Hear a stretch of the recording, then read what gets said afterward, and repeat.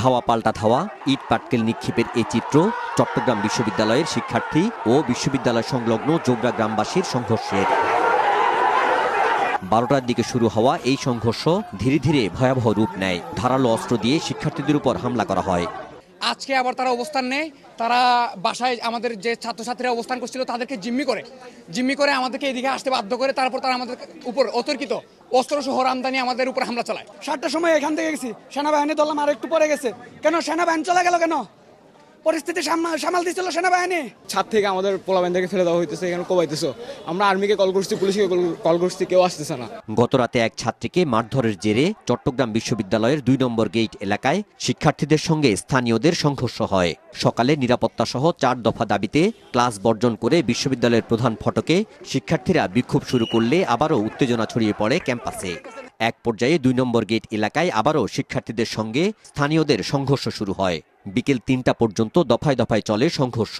আহত হয় অনেক শিক্ষার্থী। সরাসরি এই জোবরাবাসী সন্ত্রাসীরা সরাসরি হামলা চালায়, যার প্রেক্ষিতে আমাদের 100+ ভাইয়েরা আহত হয়। এইভাবে যদি সংঘর্ষ চলে, এইভাবে সংঘর্ষ সারা দিনও চলতে থাকবে এবং এর কোনো সমাধান হবে না। এর থেকে আরো আমাদের স্টুডেন্ট আরো বেশি মার খেতে থাকবে। যারা আমাদের ভাইদের উপরে অমানবিক নির্যাতন করেছে, অমানবিক হামলা চালিয়েছে, আমরা তাদের বিচার চাই। আমরা এখানে মার খাবো, ইন্টারিম কি করছে, ইন্টারিম কি ঘুমাচ্ছে, এবং আমরা নিজেরাও 999 বারবার করে ফোন করে ব্যর্থ হয়েছি। সকালে বিক্ষুব্ধ শিক্ষার্থীদের সঙ্গে কথা বলতে 0 পয়েন্টে যান উপাচার্য।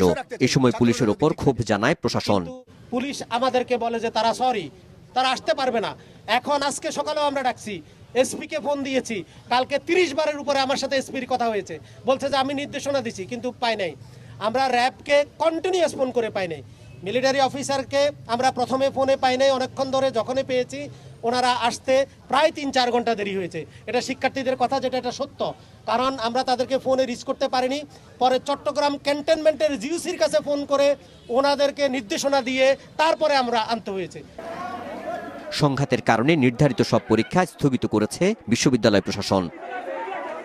গত রাত থেকে দফায় দফায় এই সংঘাতে বিশ্ববিদ্যালয়ের সহকারী প্রক্টর, পুলিশ, স্থানীয়রা সহ প্রায় শতাধিক শিক্ষার্থী আহত হন। এদিকে দিনভর প্রশাসনের কাউকে দেখা না গেলেও এই ঘটনায় বিকেলে চট্টগ্রাম বিশ্ববিদ্যালয় ও আশেপাশের এলাকায় 144 ধারা জারি করেছে প্রশাসন। নাজমুল সাদিকি, মাছরাঙ্গা সংবাদ, চট্টগ্রাম।